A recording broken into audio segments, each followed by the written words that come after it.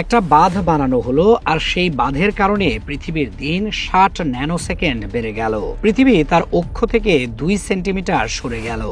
মানুষের তৈরি একটি কাঠামো পুরো পৃথিবীর ঘূর্ণন বদলে দিয়েছে। এটা বিজ্ঞানের কথা না, এটা সত্যি ঘটেছে। আর এই কাজ করেছে চীনের থ্রি গর্জেস ড্যাম। ১৯৯৪ সালে শুরু হয়েছিল নির্মাণ, শেষ হয়েছে ২০০৯ সালে। মাঝে ১৭ বছর কাজ করেছেন ৪,০০০ বিজ্ঞানী আর প্রকৌশলী। পৃথিবীতে এত মানুষ মিলে আর কিছু বানানো হয়নি। খরচ হয়েছে $৩৭ বিলিয়ন। মাপটা একটু বোঝার চেষ্টা করি।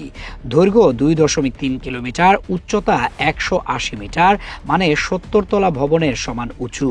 ওজন ৬ কোটি টন, মানে ৬ কোটি হাতি একসাথে দাঁড়ালে যা হবে। বানাতে ব্যবহার হয়েছে ২৭ মিলিয়ন ঘনমিটার কংক্রিট, যা দিয়ে ১০০টা বড় ফুটবল স্টেডিয়াম ভরে ফেলা যেত। কিন্তু এই ড্যামের আসল শক্তি হলো বিদ্যুৎ। ৩২টা বিশাল টারবাইন আছে ভেতরে। প্রতিটা টারবাইন একাই ৭০০ মেগাওয়াট বিদ্যুৎ দেয়।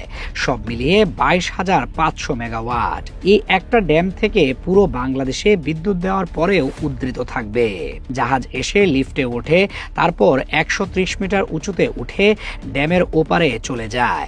এই লিফট ৬০,০০০ টন ওজন বহন করতে পারে। এছাড়া ৫ ধাপের শিপ লক আছে, যেখানে ছোট নৌকা থেকে বিশাল জাহাজ পর্যন্ত সিঁড়ি বেয়ে ওঠার মতো এগিয়ে যায়।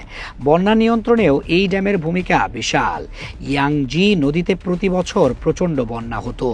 ড্যামটা সেই বন্যাকে এখন অনেকটাই নিয়ন্ত্রণে রেখেছে। কিন্তু একটা অন্ধকার দিকও আছে। এই ড্যাম বানাতে ৬০০ বর্গ কিলোমিটার এলাকা পানির নিচে চলে গেছে। ১৩ লাখ মানুষকে ঘরবাড়ি ছেড়ে চলে যেতে হয়েছে।